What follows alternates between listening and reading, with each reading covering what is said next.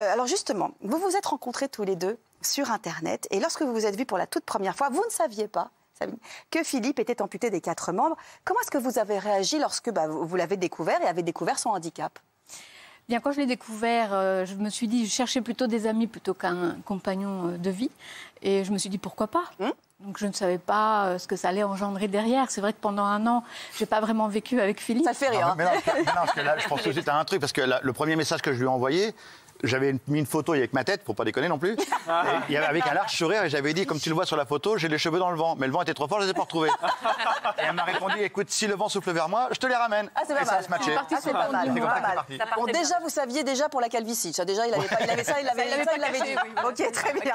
Bon, mes petits camarades sont eux aussi plongés dans ce livre avec délice, et ils ont des questions à vous poser. On va commencer par Damien. Oui, Susanna, lorsque l'on lit votre livre, en fait, on se rend compte que vous êtes très dépendant en fait de votre mari, puisque finalement vous êtes obligé de l'aider à cause de son handicap, et forcément ce n'est pas drôle tous les jours. Alors quelles sont les difficultés en fait que vous rencontrez au quotidien?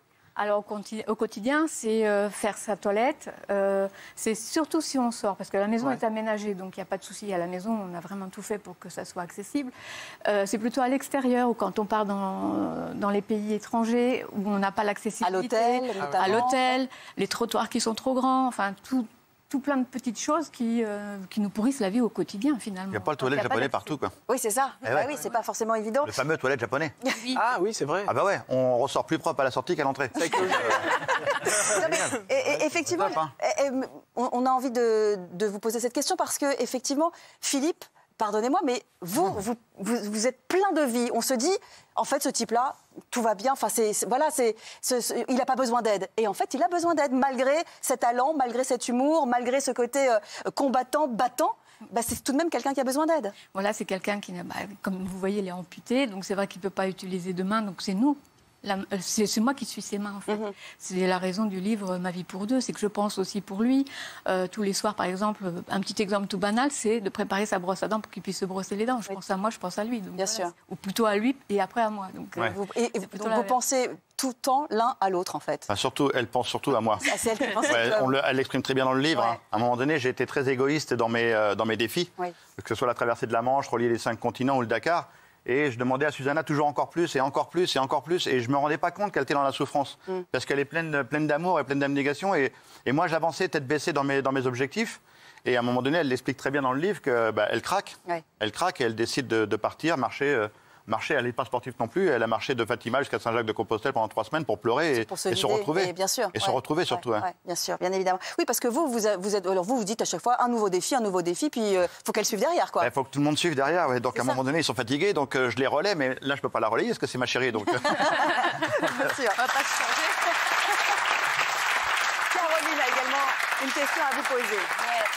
Il y a une chose qui est très, très étonnante dans votre livre, c'est que vous parlez vraiment de votre vie intime sans tabou. Vous dites que vous voulez rassurer les gens qui sont confrontés au handicap.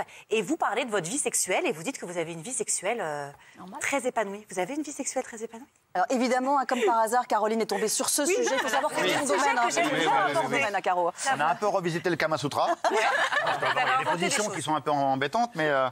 Parce que c'est une vraie question.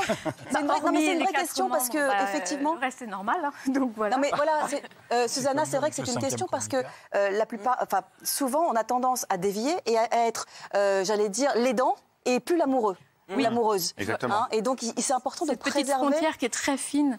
Et c'est vrai que quand on est dans les entraînements avec Philippe, c'est surtout l'aidant qui va prendre le dessus sur la compagne. Donc voilà, il y a une petite frontière de temps en temps, c'est trop aidant, des fois, c'est trop compagne. Donc il faut trouver l'équilibre et c'est très compliqué. Le juste milieu au bon moment. Milieu, voilà. Vous savez, la première fois qu'on a été l'un contre l'autre avec Susanna, elle a réalisé un geste qui, moi, m'a touché au plus profond. J'ai même craqué, j'ai pleuré, on était tous les deux dans le lit. La première chose qu'elle a fait, elle a pris mon bras gauche. Et mon bras gauche, c'est le bras qui est le plus accidenté. Ouais. Elle l'a pris, elle l'a caressé. Ça vous a bouleversé? J'ai craqué. Et là, elle m'a libéré totalement. Elle m'a complètement libéré et ça m'a fait du bien. Et c'est ce que je disais, ça valait tous les actes sexuels du monde. Le fait qu'elle prenne mon bras et qu'elle le caresse et qu'elle me rassure, voilà, c'est... ça a tout déverrouillé. Des têtes des roues.